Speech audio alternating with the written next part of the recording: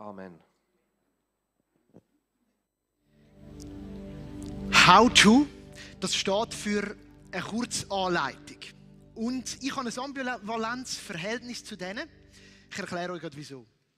Einerseits, weil ich handelsübliche Gebrauchsanweisungen nicht ausstehen kann. Obwohl ich mich immer noch als ein gut sehender Mensch betrachte, habe ich Mühe mit der Grösse von diesen Schriften. Und auch ehrlich gesagt, bis man nur schon die richtige Sprache gefunden hat, die sind so dick und dann muss man suchen und machen. Und dann schätze ich die Kurzanleitungen, wo du kannst irgendwie googlen oder auf YouTube schauen, wie man das und das macht. Zum Beispiel, wenn ich das verbrochene Gewinde von meinem Apple Pencil, das hängen geblieben ist, doch noch rausbringe. Die How-Tos wissen wie. Ob es dann klappt, ist das andere. Gleichzeitig finde ich so ein bisschen, sie machen das Leben ein bisschen zu einfach. Und gerade wenn es um tiefere Themen vom Leben geht, frage ich mich, ja, kannst du wirklich einfach so sagen, how to, Kurzanleitung, wie mache ich oder wie wird gemacht und dann 5 Schritte einhalten und dann klappt alles.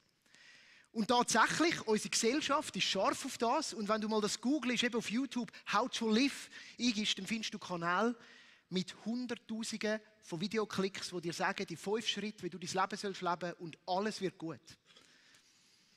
Und ich bin da meistens ein bisschen skeptisch. Vielleicht geht es dir gleich.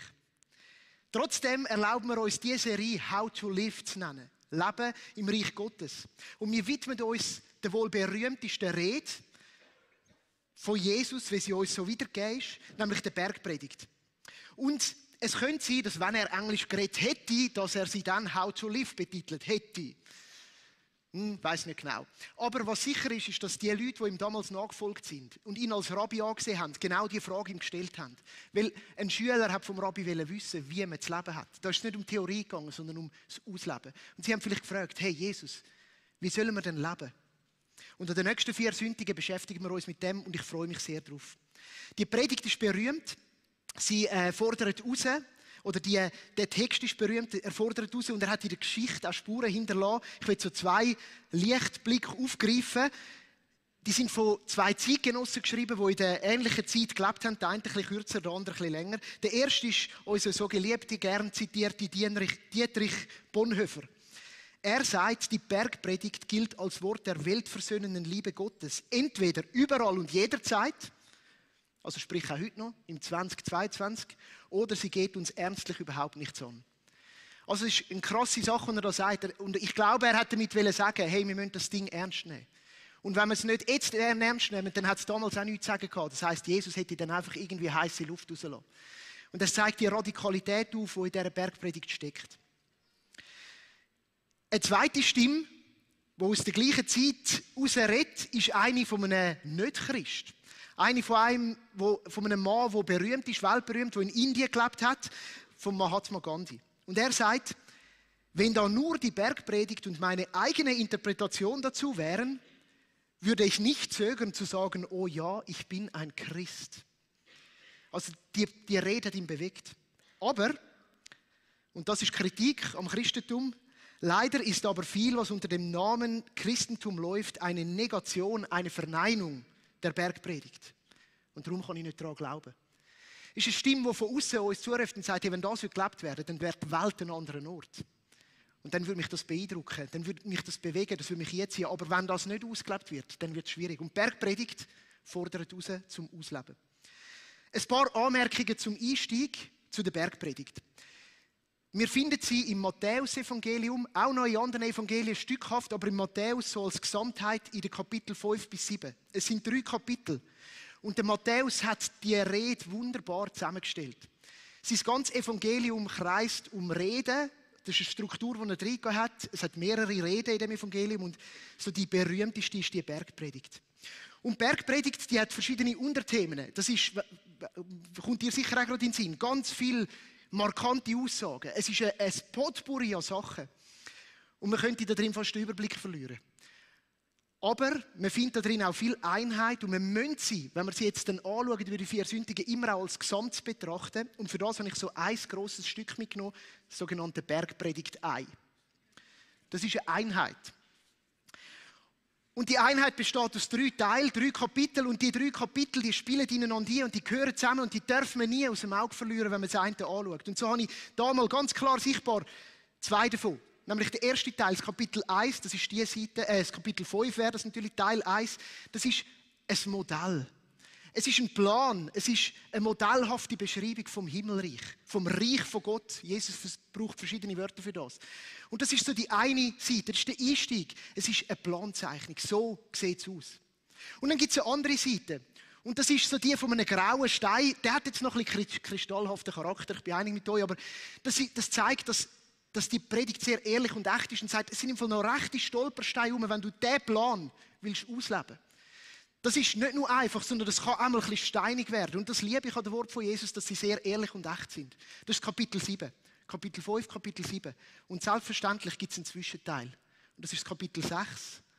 Und dort drinnen steckt das Herzstück von der Bergpredigt. Und das Herzstück, das sagt alles darüber aus, wie diese 2 Teile umgesetzt werden können. Das Herzstück ist Kapitel 6 und in der Mitte von dem Herzstück, mitten drin, wunderschön komponiert, ist das Vaterunser, wo wir uns in den letzten Wochen nicht darüber beschäftigt haben. All das auszuleben und Stolpersteine überwinden, ist nur möglich aus dieser Verbindung mit Gott. Aus dieser engen Verbundenheit mit dem Vater. Nicht fromm, nicht irgendwie durch eigene Leistung, sondern nur aus der Verbindung. Und die 3 Teile bitte ich euch in Erinnerung zu halten. Ich stelle sie darum hier auf. Ist der Nagel da vorne noch da? Nein, der ist weggekommen. Den hat es mal gegeben. Sonst hätte ich das dort angehängt. Aber ist gleich. Wir machen so weiter. Also es ist wichtig, das zusammenzuheben. Das gehört zusammen. Und der Matthäus hat beim Zusammenstellen von dieser Rede auch schon das gesamte Bild im Kopf gehabt. Zweite Anmerkung. Die Zielgruppe von dieser Rede sind die Jüngerinnen und Jünger von Jesus gewesen. Jetzt Achtung. Nicht die 12 vom engsten Kreis, aber eine grosse Gruppe von Menschen, wo Jesus gefolgt ist, wo gesagt hat, Meister, ich will von dir lernen. Also es ist in dem Sinne nicht einfach eine klassische Evangelisationspredigt, sondern es war wirklich an die Menschen, die gesagt haben, hey, dir, Rabbi Jesus, dir bin ich verfallen. Ich will von dir lernen.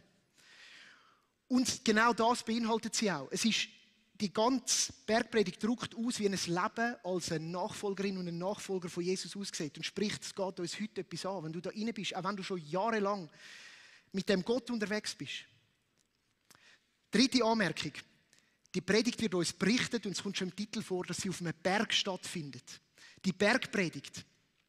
Und immer wenn der Berg kommt, dann muss das in uns etwas auslösen. Weil es gibt so einen roten Faden durch die Bibel, wo uns wie so noch in einer Metaebene etwas transportiert. Und auf dem Berg ist es meistens, dass es will sagen, da kommt der Himmel und die Erde zusammen. Da ist Gott nahe bei den Menschen. Und wir können das anfangen, dass in der antiken Vorstellung steht, wo man Gott angebetet hat, ist immer auf dem Berg gewesen. Auch all die Heidengötter hat man ja auf den Berg gestellt, sagt die Altäre auf den Bergen. Und so ist auch in der Vorstellung der Menschen, ist der Garten Eden wohl auf einem Hügel gelegen, dort, wo Gott mit den Menschen war. Und die Geschichte vom Volk Israel zeigt das dann weiter. Wir haben Gesetzgebung, dort, wo Gott Mose begegnet. Wo findet es statt? Auf einem Berg, auf dem Berg Sinai. Dort kommt der Himmel rein und es offenbart sich etwas von diesen Gesetzmäßigkeiten vom Himmelreich schon damals. Und es geht weiter, der Tempel, wo wird er bauen?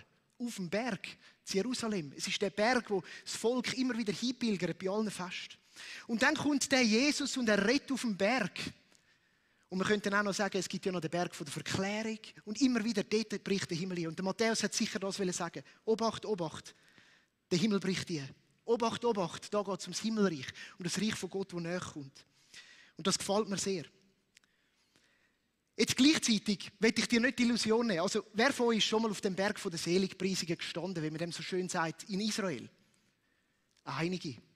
Ich bin auch schon da gewesen. Jetzt ist ja die Frage, und ich habe gehört, die stellt man sich auch schon, hat jetzt die Rede genauso dann dort stattgefunden? Und ich würde sagen, hey, allen ihr, die jetzt extra Geld gezahlt haben und dort hingereist sind, wir können wirklich davon ausgehen, dass Jesus an diesem Ort dort predigt hat, dass er so einen Ort ausgewählt hat, das war die Gegend, wo er sich auch bewegt hat und am Berg zu den Menschen geredet hat. Ob aber genau diese Kapitel, sowieso nicht als solche Kapitel, genau so in dieser Ganzheit berichtet worden sind, ist durchaus fraglich. Wir können davon ausgehen, dass der Matthäus das zusammengestellt hat, weil er ja hat ein zusammenhängendes Werk schreiben. Und er hat das im Nachhinein geschrieben, also nicht als Journalist dort rapportiert, sondern hat das nachher zusammengestellt. Und er hat wohl alles, was Jesus irgendwo gesagt hat, was in das Thema passt, von der Nachfolge, dort drin gepackt. Und gleichzeitig ist es grossartig, wenn man an diesem Berg ist und sich das mal so vorstellt und denkt, da hat Jesus seine Jünger gelehrt. Ich will euch also das gar nicht irgendwie rauben. Mich bewegt das. Jetzt nochmal etwas Wichtiges zu den Bergen. Es gibt noch weitere Berge im Matthäus-Evangelium. Nämlich, ich will vor allem den einen aufgreifen und der ist entscheidend, das ist der Berg, der ganz am Schluss davon berichtet wird. Und da drinnen sitzen jetzt ein paar Leute, die sagen, ja, Bergpredigt, schon schön und gut, aber wir drehen uns wieder nur um uns, wir gehen nicht raus, wir müssen doch raus, wir müssen doch in die Welt, wir müssen doch nicht immer nur um uns. Und mich dunkt, das wird oft gegeneinander ausgespielt und man hört die Front und die Säbe und die sagen, wir müssten mehr und die sagen, ja, aber wir müssen zuerst bei uns anfangen. Und ich möchte heute sagen, das gehört zusammen. Bei Jesus gehört das zusammen und die Berge zeigen das. Und ganz am Schluss vom Evangelium berichtet uns der Matthäus, Kapitel 28, Vers 16. Aber die 11 Jünger gingen nach Galiläa auf den Berg, wohin Jesus sie beschieden hatte.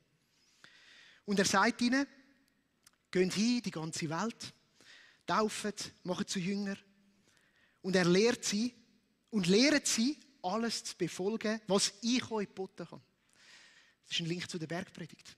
Jesus sagt, Mission heisst, das, was ich euch gelehrt habe, in diesen Lehrreden, in diesen Predigten, weiter auszuleben, weiterzutragen, anderen weiterzugeben. Und das kannst du nicht voneinander lostrennt betrachten. Das Himmelreich wird betont, das Reich von Gott. Das heisst, an mir ist alle Macht gegeben. Das ist die Reichssprache im Himmel und auf der Erde.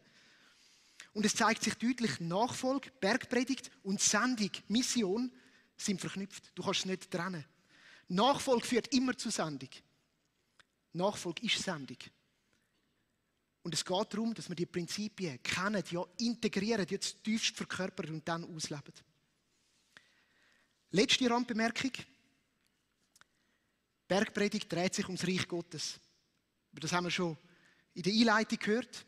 Und es passt zu Matthäus, weil der Matthäus redet im ganzen Evangelium immer wieder vom Reich Gottes. Er bringt ganz viel Gleichnis zum Himmelreich und er sagt, das Himmelreich ist so, das Himmelreich ist das. Und das Himmelreich ist so ein Begriff, das scheint so weit weg, aber das ist nicht das Verständnis. Es ist eben das, was dort passiert auf dem Berg, wo der Himmel die Erde berührt. Das bricht schon hier. Und als Visualisierung, wo wir im Kopf haben, in diesen 4 Sündigen, habe ich die berühmte Grafik wieder mal mitgebracht. Und zwar ist es die Überschneidung von 2 Zeiten. Und wir als Kirche und damals schon mit Jesus Ankunft auf dieser Erde ist das schon jetzt gebrochen. Das Himmelreich fängt an in der Zeit, wo Jesus auf die Erde gekommen ist. Und wo Jesus geredet hat zu seinen Nachfolgern und Nachfolgerinnen, hat er ihnen sagen, jetzt ist das Himmelreich da. Nicht irgendwann, dann kommt es dann vielleicht in 2000 Jahren, dann, wann, dann, das und das und das passiert, sondern jetzt ist es da. Und gleichzeitig ist das Spannungsfeld, es ist nämlich auch noch nicht vollkommen, es ist stückhaft. Und du und ich, wir leben in dieser Zeit. Die einen sagen, dieser Endzeit, man kann das durchaus so betiteln, das ist eine lange Zeit. Das ist eine Zeit von der Spannung. Das ist eine Zeit vom schon jetzt und noch nicht. Und Bergpredigt tritt da mit rein und sie will sagen, es ist wichtig, dass wir uns dem bewusst sind. Der Klaus Wengst hat gesagt, Bergpredigt ist das Regierungsprogramm vom Himmelreich. Und das Himmelreich, das findet eben in dieser Spannungszone statt. Das Regierungsprogramm von Jesus, dem König Jesus. Und er ist so ein anderer König. Und das ist noch die letzte Anmerkung. Wir reden viel von Reich, von Macht, von Gewalt. Und wir haben ein Bild von dem. Und vielleicht gerade geprägt von der letzten Woche, wo die gute, oh Gott hab sie selig, Queen Elisabeth, heimgegangen ist und wir die weltweit das beobachtet haben. Wie das Königtum das feiert, betrauert. Und ja, sie hat ein gutes Leben gelebt. Und ja, sie war wohl eine Nachfolgerin von Christus gewesen. Gleichzeitig sind unsere Bilder von Macht, Gewalt und Königreich verbunden mit Prunk, Protz, Waffengewalt und ganz vielem von dem. Das ist nicht das Reich von Gott. Und das müssen wir uns bewusst sein. Das Reich von Gott wird in der Bergpredigt definiert. Es ist ein ganz anderes Reich. Es ist eine andere Gewalt. Es ist eine andere Art von Macht. Es ist ein König, der auf einem Esel in die Stadt einreitet und nicht in der Kutsche. Das ist ganz wichtig.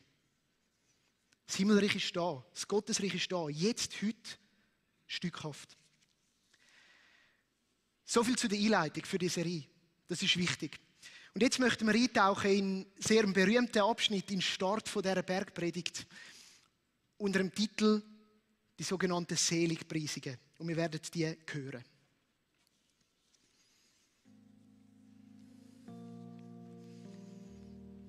Als Jesus die Menschenmenge sah, stieg er auf einen Berg. Er setzte sich, seine Jünger versammelten sich um ihn und er begann sie zu lehren. Wer ist glücklich zu preisen? Er sagte, glücklich zu preisen sind die, die arm sind vor Gott, denn ihnen gehört das Himmelreich. Glücklich zu preisen sind die, die trauern, denn sie werden getröstet werden. Glücklich zu preisen sind die Sanftmütigen, denn sie werden die Erde als Besitz erhalten. Glücklich zu preisen sind die, die nach der Gerechtigkeit hungern und dürsten, denn sie werden satt werden. Glücklich zu preisen sind die Barmherzigen, denn sie werden Erbarmen finden. Glücklich zu preisen sind die, die ein reines Herz haben, denn sie werden Gott sehen. Glücklich zu preisen sind die, die Frieden stiften, denn sie werden Söhne Gottes genannt werden. Glücklich zu preisen sind die, die um der Gerechtigkeit willen verfolgt werden, denn ihnen gehört das Himmelreich. Glücklich zu preisen seid ihr, wenn man euch um meinetwillen beschimpft und verfolgt und euch zu Unrecht die schlimmsten Dinge nachsagt.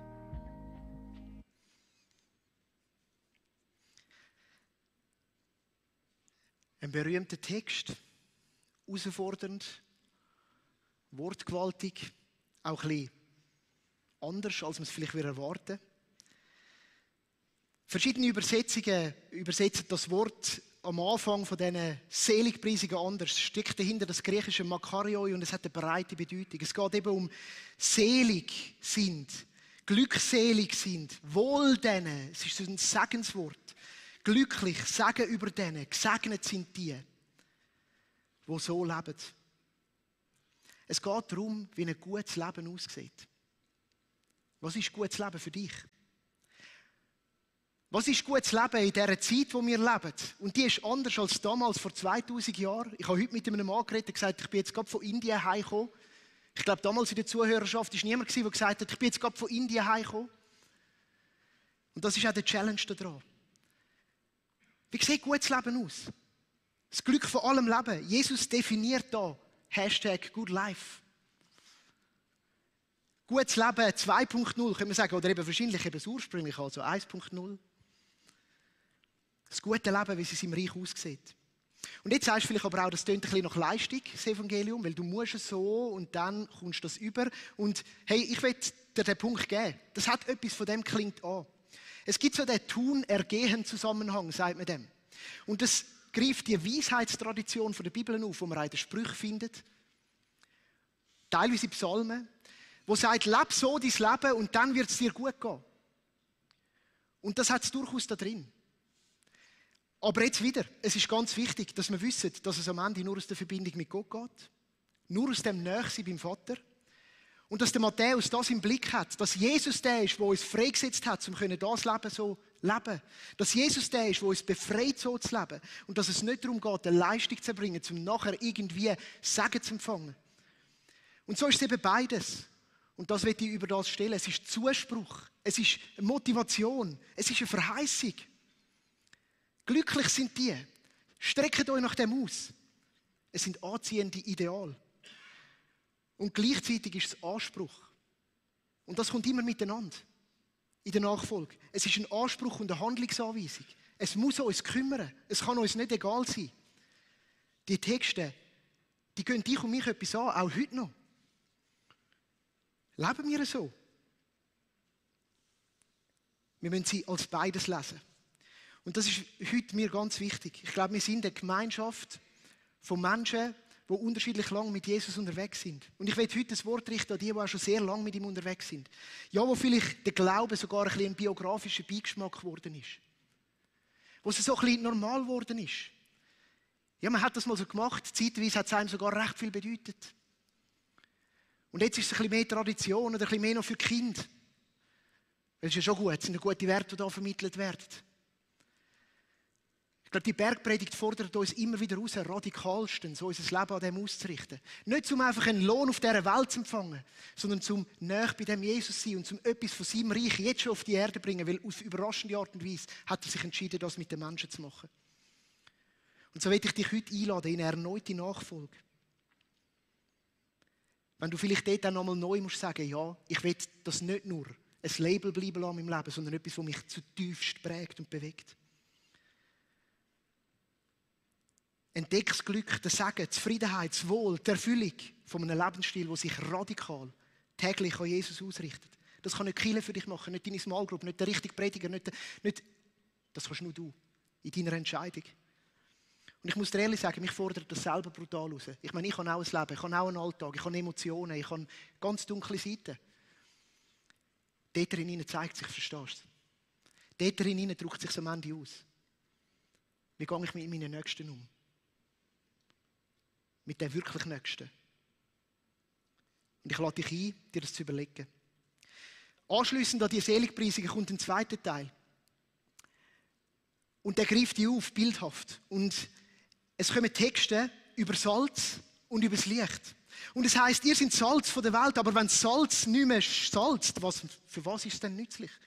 Und das knüpft an die Seligpreisung an. Und es sagt, wenn das nicht da ist, dann ist es für nichts. Heisse Luft, wie der Bonhoeffer sagt. Und dann kommt der berühmte Vers in unseren Kreisen. Ihr seid das Licht der Welt. Eine Stadt, die auf dem Berg liegt, kann nicht verborgen bleiben. Es ist ein bildhafter Vergleich. Das Ausleben der Bergpredigt als Gesamt. Und das Streben nach diesen Tugenden, nach diesen Charaktereigenschaften bewegt etwas. Etwas wird sichtbar, etwas wird anders. Nicht nur sichtbar, sondern auch spürbar. Salz steht für das. Das spürst, das erlebst, das hat eine Kraft. Und ich bin sicher, Jesus hat das Bild gerade von der Stadt mit Bedacht gewählt. Die Stadt auf dem Berg ist für alle damaligen klar gewesen, das ist Jerusalem. Und Jerusalem ist der Ort, wo Gott wohnt. Jerusalem ist der Ort, wo Gott wohnt. Und somit hat Jesus gesagt, die Stadt auf dem Berg ist dort, wo Gott wohnt. Dort, wo Gott mit den Menschen zusammen ist. Dort, wo das geschieht. Das war eine brutale Aussage damals.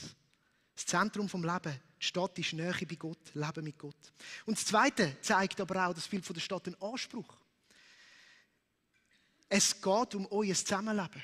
Eine Stadt ist nie ein Ego-Ding. Eine Stadt ist ein Gemeinwesen. Eine Stadt ist eine Sozialordnung. Eine Stadt funktioniert im Miteinander. Eine Stadt ist nicht jeder auf seiner Alp allein auf dem Berg, wie wir Schweizer das kennen und gerne haben. Und ist auch nicht allein auf seinem Boot. Und ist auch nicht allein irgendwo sonst. Auf dem, wie heissen die Tracks, California Trail oder whatever. Ich liebe so Sachen. Aber es ist eben nicht dort, wo die Stadt ist. Die Stadt ist dort, wo man das miteinander auslebt. In dem Zusammenleben, in der Verbindung miteinander sein. In der Beziehung drücken sich die Tugenden aus. Die kannst du nicht allein mit Gott. Die sind dort, wo es zu den Menschen kommt. Und dieser Text prägt unser Visionsbild als GVC Winterthur. Wir verstehen uns als eine Gemeinschaft in der Tradition der Jesus-Nachfolger. Wir orientieren uns an seinem Reich. Wir verstehen uns als einen lokalen Ableger von dieser Stadt auf dem Berg. Und die leuchtende Stadt steht da dabei für einen anziehenden Orientierungspunkt, der Halt gibt in einer turbulenten Welt. Ein Ort vom Leben, von der Versorgung, vom Schutz und von der Ruhe. Ein Ort der Hoffnung. Und die Stadt sind keine Gebäude, keine Bauten, sondern es sind einzelne Menschen, die miteinander leben. Es ist eine Gruppe, die es wagt, ist schon jetzt und noch nicht Spannungsfeld jetzt treten. Und sagen, das leben wir aus, das füllen wir aus. Aus der Verbundenheit mit Jesus. Im Alltag. Im Alltag. Nicht am Sonntag. Nicht an den grossen Konferenzen. Im Alltag. Und ich möchte die Predigt anders schließen als sonst. Ich habe eine kleine Geschichte geschrieben und ich möchte die euch vorlesen. Und sie handelt von einer Person, das bin ich, die in diese Stadt hineinläuft. Und ich ermutige dich, um dich selber in die Rolle jetzt zu begeben. Und um die Geschichte etwas mit dir machen zu lassen. Und um die Geschichte dich etwas fragen zu lassen. Und so die Bergpredigt an dir wirken zu lassen. Und ich sah leuchtend erhoben am Hügel ein großes Lichtermeer. Endlich, dachte ich, die Stadt, sie sah lebendig aus. Lichter bewegten sich. Es glitzerte und funkelte. Auch sah ich Menschen, die in die Stadt hinein und hinausgingen. Sie trugen Licht mit sich und in sich.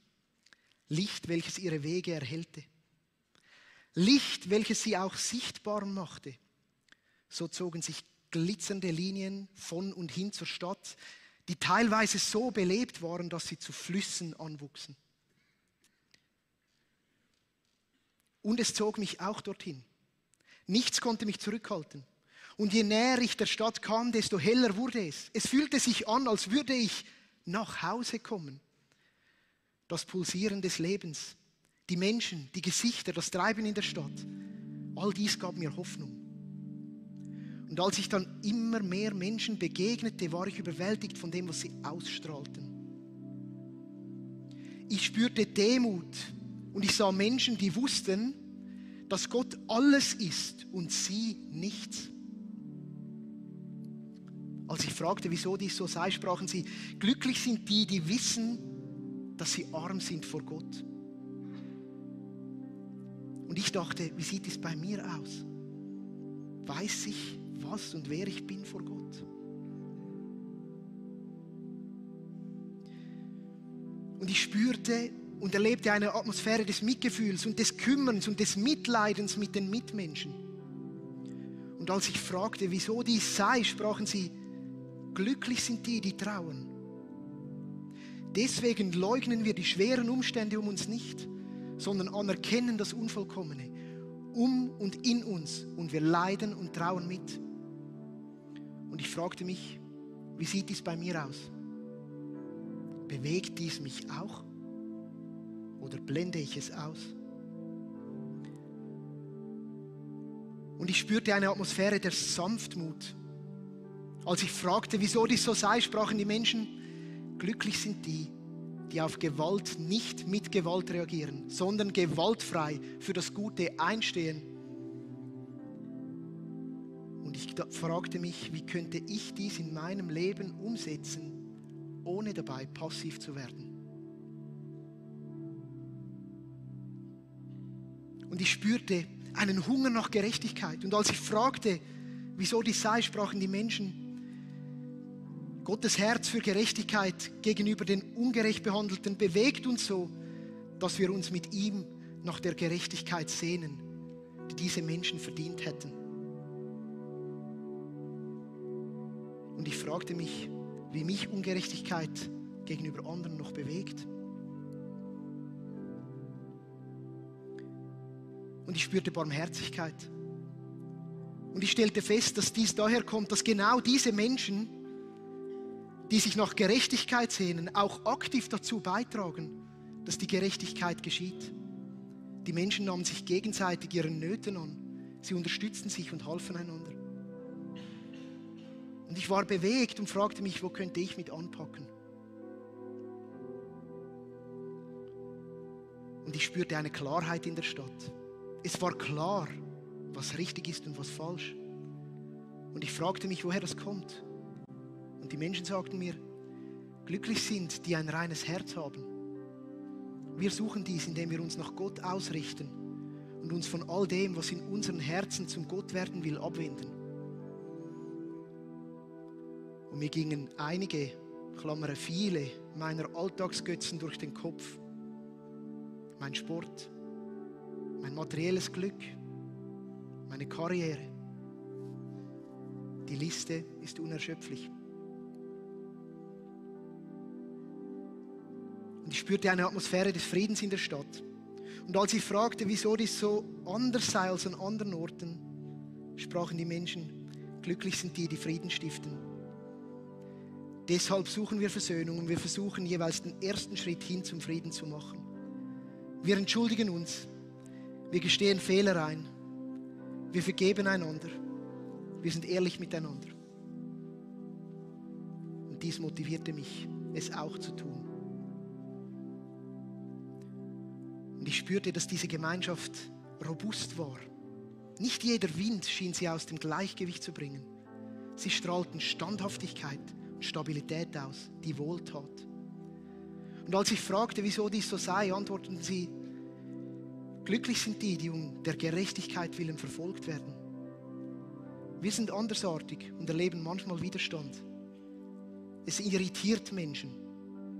Das Reich Gottes ist so anders. Es kann irritieren.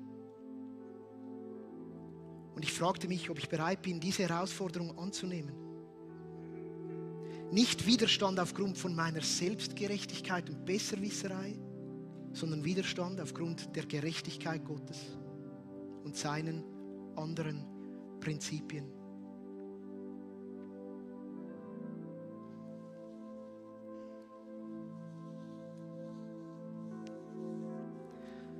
Vater, ich bitte dich, dass du uns rufst in deine Stadt. Heute jeder Einzelne an dem Ort, wo er ist. Da sind Menschen, die sind an der Schwelle zu der Nachfolge von dir. Und du rufst ihnen heute zu, hey, willst du Teil werden von meinem Reich? Entscheide dich dafür. Folge mir nach. Ich möchte beten für die Menschen, die das in sich spüren in dem Moment, dass du ihnen ganz nahe bist. Du bist der Heiland, du bist der Retter, du bist auch der, der es Wollen und das Vollbringen wirkt. Danke vielmals, dass du das machst. Und wenn du das bist da rein, dann möchte ich dich auch herzlich einladen, vielleicht dem inneren Hinwendung zu Christus einen Ausdruck zu verleihen. Und du darfst es gerne machen, indem du dich an unser Gebetsteam wendest. Sie sind da für dich, sie beten auch gerne mit dir ein Gebet von dem Einschlagen in die Nachfolge von Jesus. Ihn als dein Heiland akzeptieren, als der für dich da ist, mit dir da ist, der mit dir durchs Leben geht, der dich rettet von deinen Unzulänglichkeiten. Und ich möchte auch beten für alle unter uns, die schon einen langen Weg von der Nachfolge hinter sich haben. Jesus, inspiriere uns immer wieder neu. Zieh uns näher zu dir in diesen Wochen, Monaten, wo wir uns auch befinden. Dass wir aus der Verbundenheit von dir herausgefordert werden, dein Reich zu verkörpern. Ich möchte dich segnen, wenn du merkst in dem Moment, dass du irgendwo anstehst, dass du Hilfe brauchst, dass du eine Entscheidung treffen willst, dass der Mut in dir wachsen kann, dass du bei Jesus finden kannst. Amen.